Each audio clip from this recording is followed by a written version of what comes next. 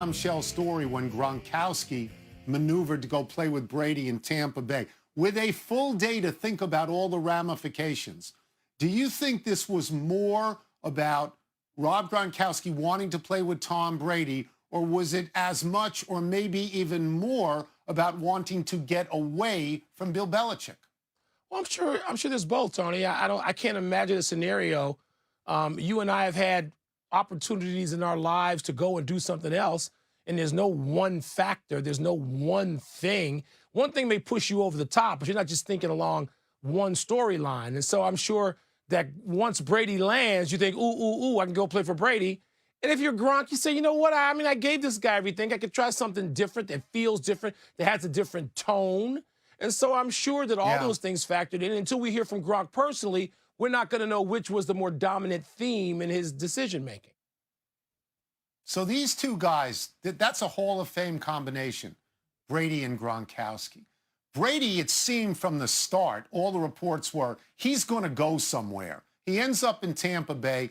I think maybe he did want to get away from Bill Belichick. In Gronkowski's case, Gronkowski quit. He walked out completely on football, and with the opportunity to come back, didn't say, I want to play for New England at all, immediately goes to Tom Brady. So I think in that case, it might be that both of these guys were sick of the Patriot way. I don't want to slam Belichick at all. He's the best. He's absolutely the best. But I did get the sense, the way this happened with the rapidity, that maybe both of them were saying, you know what? Let's try something new. Let's get away from all of that kind of discipline. Yeah, Tony, maybe. I think if I had to bet, and again, we don't know until we hear from Gronk, I just think wherever Brady landed, it was going to be fine if he went there, right? If you're Gronk. I mean, who have you known other than Brady? I mean, who's been there, who's put his arm around you, who's had to coach you up, sometimes jump all over you, pat you on the back? It's been Tom Brady. So wherever Brady went to the moon. You know, then Gronk could say, you know, bang, zoom, Alice, I'm coming to the moon. That's where he would go, right? I mean, it makes sense to me that would be the case. I agree with that, but I will say this. The proof of this is going to be down the road. How well will Brady and Gronkowski play without Belichick? Will they get to the Super Bowl? I actually think that's the bar. I think that's the bar. And I will tell you something else.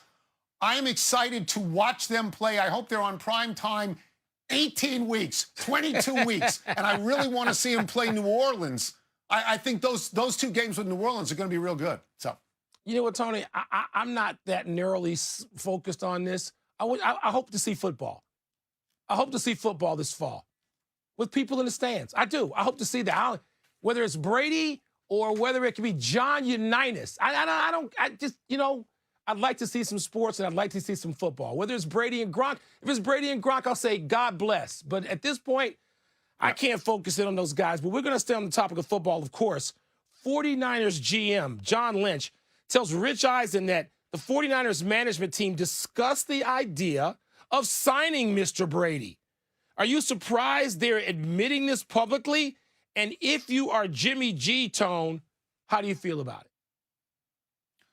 I am surprised that John Lynch would admit this. I don't see what there is to gain by talking about this. But my second answer may surprise you.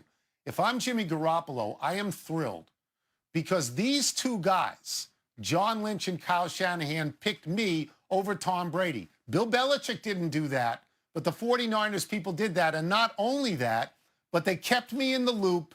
They didn't blindside me. So if I'm Garoppolo, I feel better about myself now, maybe than I ever have in San Francisco. Well, Tony, keeping me in the loop would be very important because you don't feel like you were stabbed in the back. In terms of admitting it, why not? Everybody knew anyway. Everybody knew anyway. Everybody who covers football for this network, for NFL Network, for whomever, they all knew it was being discussed every day, all day, that the 49ers are thinking about Tom Brady, who might want to come back home, blah, blah, blah. We reacted to their reporting every day. So Jimmy G is no fool, and neither are the people who are listening to this information primarily in Northern California. They know the deal. So I think it's cool that Lynch, everybody was just sort of above board, or at least appears that way. And I'm with you. If Jimmy G can say, you know what? These guys didn't stab me in the back. They didn't go behind me like weasels, and I'm okay. Right. I mean, you have to consider Brady. Brady's the greatest quarterback of all time. Yes. You have to consider him in San Francisco because he grew up there, and you have to consider what that would mean for the fans. But here's what I wonder about. I wonder if they watched a lot of tape on Tom Brady and concluded, you know, he's not the Tom Brady that he used to be. He's not better than Jimmy Garoppolo. And I also wonder, Mike, if there were other teams that felt the same way. They considered him and they passed, because to me, Tampa Bay is not the most reasonable fit. Let's well, Tony, you know what? People won't be making that admission. They won't be telling us that publicly, will they? That they watched the film and said thumbs down on Brady. They ain't telling us that publicly. Nobody's going to say that. We'll move to golf now. Rory McIlroy, who is becoming, I think, the conscience of golf, he says that if there are no fans at the Ryder Cup, which is set up at Whistling Straits in the fall, I believe, if there are no fans, the Ryder Cup should be postponed. Here's a direct quote. Having a Ryder Cup without fans is not a Ryder Cup. I'd say just delay it a year, McIlroy said. Wilbon, you with McIlroy on this one? Of course, this is not even difficult. Delay it a year. Just push it. We've seen this, Tony. We saw this at the beginning of the century with 9/11 and the Ryder Cup getting pushed, and therefore the President's Cup being pushed. And yeah, look, if you're not going to have any fans, the Ryder Cup, this is not like a regular golf event where fans are just sort of incidental. I mean, it's great they're there, but they're incidental. The Ryder Cup, they're like half the show, at least half, maybe more, maybe 60% of it. And if you're not going to have people with painted faces and singing and chanting and doing all the things that make the Ryder Cup the event that it is, don't have it. Push it. It's not the end of the world. It'll be fine next year. Now that it gives the President's Cup site and event planning extra time to do what they need to do on the other end. So, no, Tony, you don't need to have the Ryder Cup without fans.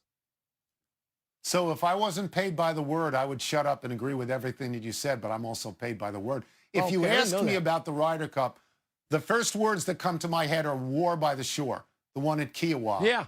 This is an exhibition. This is unlike any golf tournament. This is a partisan thing. Like, golf is not partisan. Golf is not about war, but the Ryder Cup and to a lesser degree the President's Cup, they are about that. It matters if you have home field. There's no home field in golf. This is something where the fans are uniquely and innately involved in it. Rory McIlroy could not be more right. I mean, there's no reason to have this without fans, because fans, I believe, make this event. You want to have it at Whistling Straits, push it a year.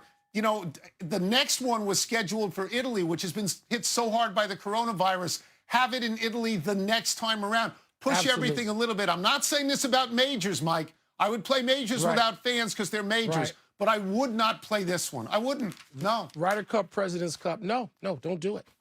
Tony, we agree on that. I don't know if we're going to agree on this. Steve Kerr told Rachel Nichols on The Jump yesterday that fellow Bulls, the Bulls players, had no resentment towards Scottie Pippen for delaying that surgery on his foot in 1997 until just before the season started. During The Last Dance, we heard Michael Jordan say, quote, Scottie was wrong in that scenario, close quote. Tone, you with Steve Kerr or you with Michael Jeffrey Jordan on this particular issue? Yeah, I saw Steve Kerr. I was a little bit surprised by what he said. I am completely in the camp with Michael Jordan, who said it was a selfish act. I think it was selfish of Pippen, and it was selfish of Pippen when Phil Jackson called a play for Tony Kukoc at the end of the game and just sat on the bench because it wasn't for him. I thought about why Steve Kerr would say that. Steve Kerr was a player then. Players line up with players against management. Steve Kerr said that he believed that Scottie Pippen at that time should have been paid the second most money in all of basketball. Yeah. I don't know if I agree with that, but players look at money because they say if he makes more money, then I make more money. So in Kerr's position right then, saying that everybody on the team other than Michael felt this way, I understood it because to me, that's how players line up. Yeah, Tony, I think we agree there too. And particularly, Tony, by then, Scottie Pippen had helped win 5 championships. We're not talking about, you know, on the run up to the first one over the Lakers. That group was as settled. And, you know, Tony, we can look at part of the big attraction of The Last Dance is the conflict, right? But it's not real conflict between players. I mean, there are great stories involving all the players. Wait till we get to the Dennis Rodman stuff coming up. But the conflict was really between Jerry Krause, the general manager, and Scotty, or Jerry and Michael, or Jerry and whatever player he didn't want to have at a given time. But, Tony, look, I was not around that team every day, but I was around them enough. You didn't feel any great resentment directed at anybody. And I understand what Michael was saying, which was, hey, you'd like to see anybody having surgery have it early on so this doesn't drag out. Scotty's beef wasn't with Michael or Steve or any of the players that any of us know of. It was with Jerry Krause. And so, to a lesser extent, Jerry Reinsdorf. So I get that. But my position, which you've known for a long period of time, I felt this way with Shaquille O'Neal when he delayed operations. Yes. And he said, yes. I don't want to do it on my time. I want to do it on theirs. So I'm consistent in that. And I would be the same way with Michael Jordan feeling that way. Here's what I wonder about with Steve Kerr, who's an incredibly successful coach now. If that happened on his team as a coach, would he be as benevolent to the players?